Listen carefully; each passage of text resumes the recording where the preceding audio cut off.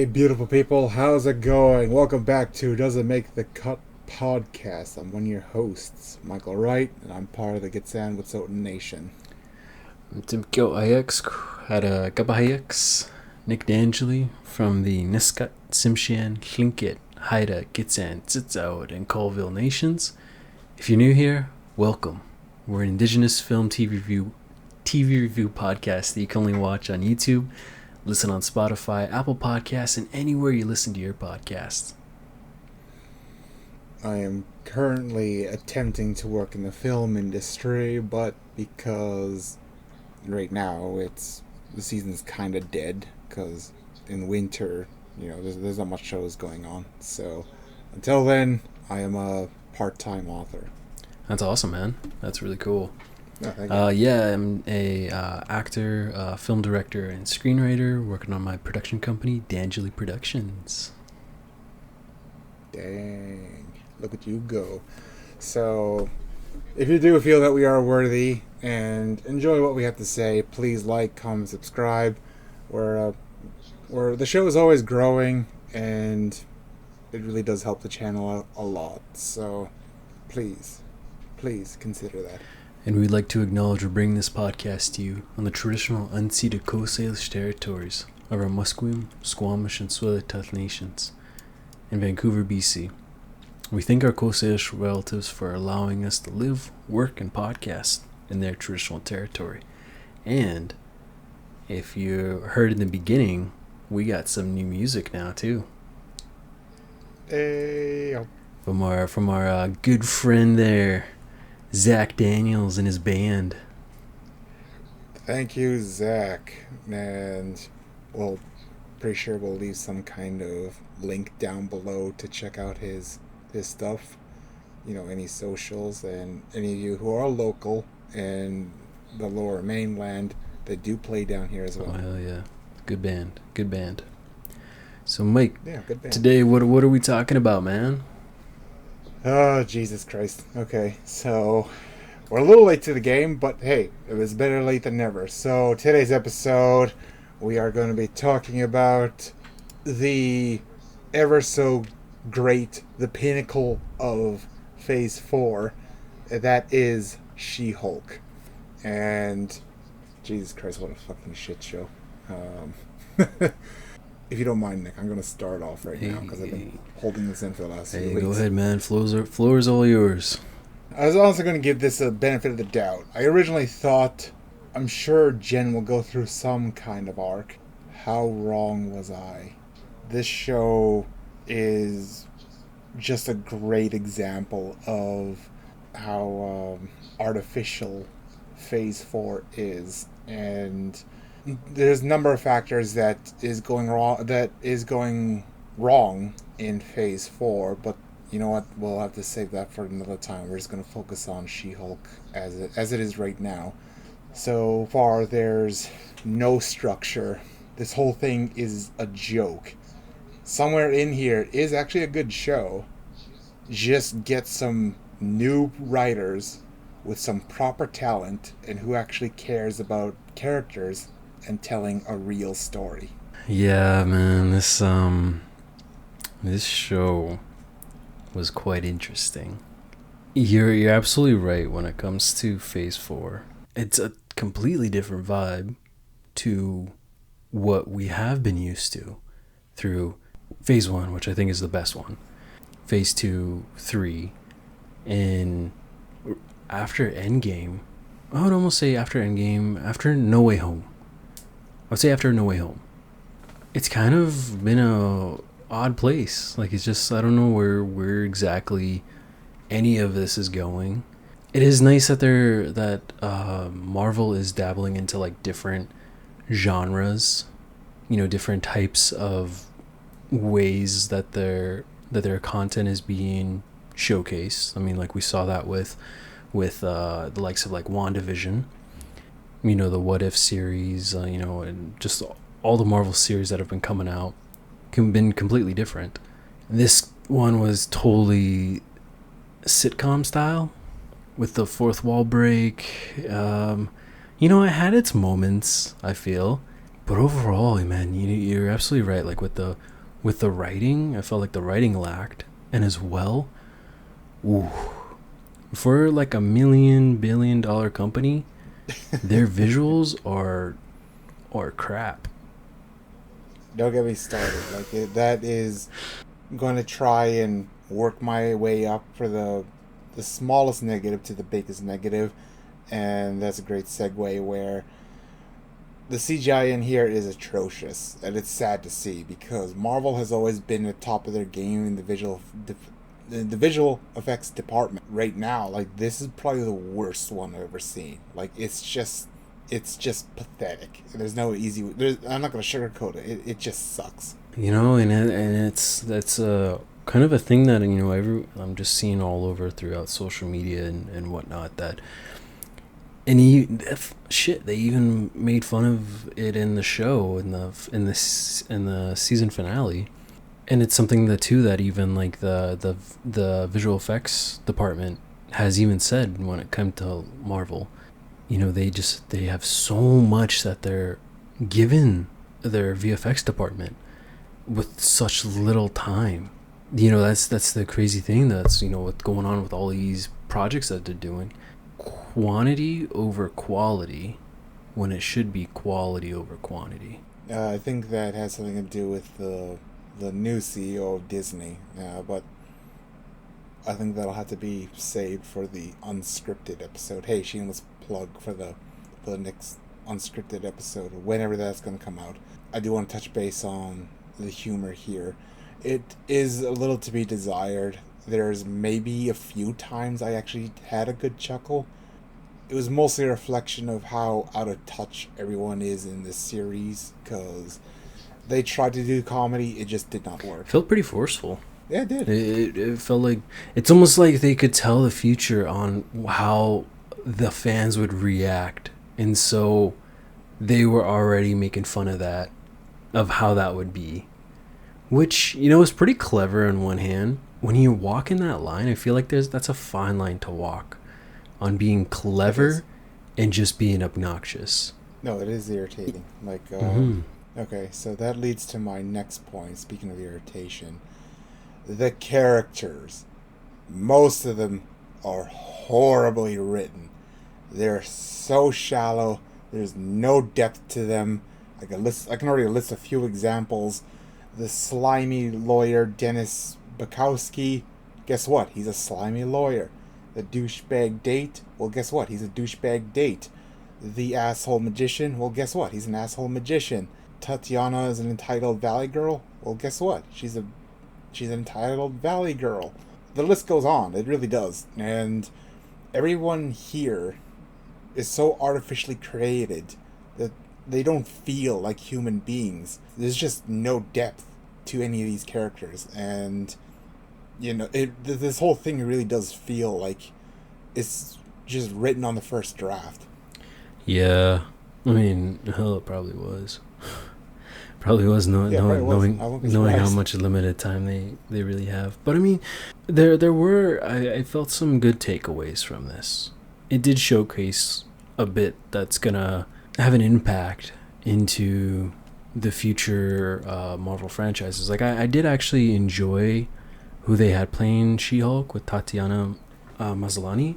I did feel like she did the best that she can with what she was given. Of course, like it's tough. You only have so much to work with when it comes to the writing. But I felt like her having her own show, able to take everything that she can with that, I feel like she did really well. And it's going to be interesting to see what that would look like when she's along with any other of the Avengers or any other heroes. Like, one of my favorite episodes in here was when she was with Daredevil, which was awesome to see him in. I think there could be points, and speaking of Daredevil too, like able to see Charlie Cox come back into that role was really cool.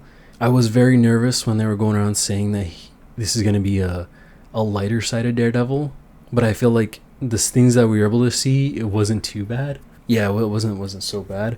Some of them cameos, able to see Hulk, and hey, shout out to Hulk repping some indigenous shirts in the first episode. Yeah, that was awesome. cool. And then towards the end, he had his son, which I thought was gonna be.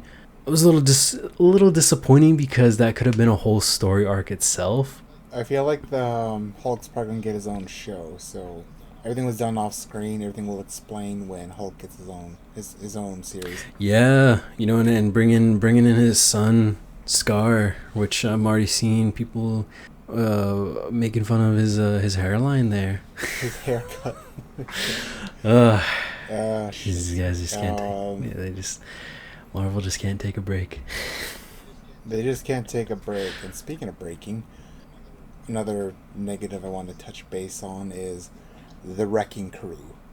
This is an example of like subverting expectations is never always the answer. They were done so dirty.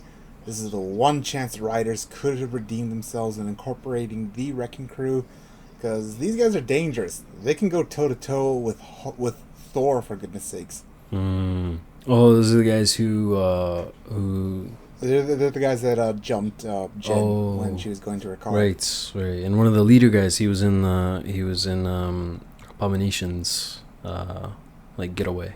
His little ranch. Yeah. Which his ranch of misfits. Yeah, which was also, I don't know, man. There was, okay. This, I mean, would you consider like this would be one of those series, and I'm seeing this quite a bit now, like just with the past couple series that went out through the thing that's Disney. If this was a movie, I think this could have been a little bit better, because the hard thing about shows is that you have your filler episodes, and this show, for being 9 episodes, had a ton of filler. Too much that didn't even make any sense. It didn't. None of it contributed to anything to the overall arc. There's a time and place for episodic storylines. It can be done. An example is Reservation Dogs. That was fairly episodic. What it was trying to do, and to the core, what it wanted to be, was a lawyer show. And if that was the case, then what should have been in the main storyline is Jen tackling a big case that leads to a conspiracy theory that could foreshadow to something much bigger in play. Whether if it's Kang the Conqueror, the Skrulls invasion, or what have you. No, that was not the case. So this whole thing, the way I see it, retcon the entire thing. Just go back to the drawing board and try again. Yeah, no kidding, man. Because each episode just didn't all feel. Everything was misplaced. That could also be due to the editing too, and yeah, I don't know, man. I was into a couple episodes, but overall, this did have the potential. This is just one of those cases too, which I get. I'm not like fatigued on Marvel or anything like that, because I love anything to do with superheroes. This is when it's done right, and you can see and feel the care. And you actually, you hit it spot on, where I think this was very artificial, and like it just felt like it was going in the motions. And then, funny enough, I mean, in the end, I'm always mixed when it comes to fourth wall breaks, because either can go really well, like a Daredevil, Ferris Bueller's Day Off. It could be those senses, or it could be something like, unfortunately with this, where it was just kind of just there, and I felt like it could have played more into that, and it was nice to see it played out a little bit in the end. I did find it pretty humorous of like Jen going out of the Disney Plus streaming service and then going into the actual studios. Like, I thought that was pretty cool, but seeing like the big old like Kevin reveal, and I don't know, man. It was just, it was hard. It was a hard watch. I do believe there is an audience for this. For those who aren't particularly wanting the big action-packed hero, kind of like what they mentioned in here too, where it's kind of like sometimes, and that is the case when I start looking back at a lot of the Marvel movies, is they can be very formulaic. And so it's nice that they're, maybe that's what they're doing with this phase, is they're looking at different takes and different routes that they could go on. And maybe this is just a trial and error of like, okay, we'll try this, and if this doesn't work, okay, we'll do it again, we'll go on to the next one. And that's good on them, even though we've seen peak Marvel. Right now, they could be just finding barriers on, finding grounds on where else they can grow in. Jen. Again, I was willing to give Jen a chance, but I think at this point I was giving way too much credit to the writer's competence in making a show. She had no arc. She experienced no growth. She gets away with everything. She doesn't experience any consequences. A prime example of this is her friend's wedding, when she hulked out. This part here really should have been the beginning of her arc, where that shows that her pride and her anger does get the best of her, and it is her greatest detriment. But no, she gets off the hook, and she's like, "Oh, She-Hulk is here on my day." La, la, la, la, la. So the writers already built up that her friend doesn't want She-Hulk there, and then all of a sudden, once again, subverted expectations. She's happy that She-Hulk is there. Mind you, she wasn't under the influence of alcohol. Well, I think her friend was actually doing that because like she looked like she wanted to like lash out, but because all eyes were on her, she kind of just pretended with it. That was my interpretation of that, at least. And I'll take a chapter back about the season finale. It pretended to build up to something, but it didn't. And you're right, it can be formulaic, but it's the expectation that Marvel fans are used to, where there is some big epic battle or some kind of confrontation. Here, it's just like it's like watching a pancake fall and flop on the floor. That's what it was like. While you're right, there is a certain charm to Jen literally breaking out of the screen and getting to Disney headquarters. There's a charm to it. To an extent, it could be hella meta that she was pulling a Karen to speak to the manager. But once again, it really does take away anything redeeming about Jen rehumbling her and her understanding that the consequences of being a superhero is really dire. That was a bit of a little bit of a cop out too. Yeah. A little bit of cop out, but yeah, shit. Overall, this is probably like my lowest rated Marvel show, movie, any of that. Unfortunately, because I was actually really hyped on seeing this. But yeah, and it's I'm happy something like this is here. Because sometimes you have to have those dips, and this could be just. It's nice to see that they're exploring and branching out. They're branching out onto certain things. They're gonna be hits. They're gonna be misses, and this particular series wasn't my cup of tea, but I do see mixed things on other reviews and other things I'm seeing on social media. It is a mixed show. There are those who don't like it, and those who actually really enjoyed it. And so if you have really enjoyed this, good on you. That's it's awesome that you're able to you have something you can watch that are in the the MCU. But unfortunately for me, man, this is I gave this a 5 on my thing, and I think that is a rough cut on our rating system. For me, despite some of the positives of the show, which is Wong, because he's always awesome to see. I also thought it was hilarious and adorable that he's got a new binge buddy. And I don't think anyone expected to like Madison so much. I think she was a sleeper hit. And you're absolutely right. Matt Murdock is back. That's awesome. Years later, Charlie Cox can still don the mask and continue to be a badass. And even though it was a little weird seeing him outside of New York, But that's just a minor And nitpick. doing the walk of shame. And doing the walk of shame and saying good morning to people, but hey, that's alright. Again, there's some. Unfortunately, the positives are so far and few in between. So because of that, I am going to say that the rating reshoot the whole damn thing.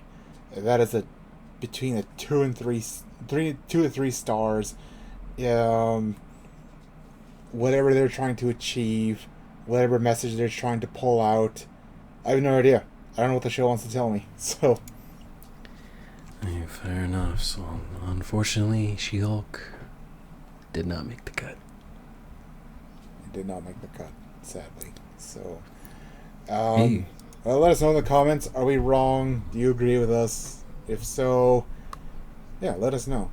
And yeah. So, if you enjoyed the show, please like, comment, subscribe. It really does help the channel out a lot. And until then, we'll catch you at the next one.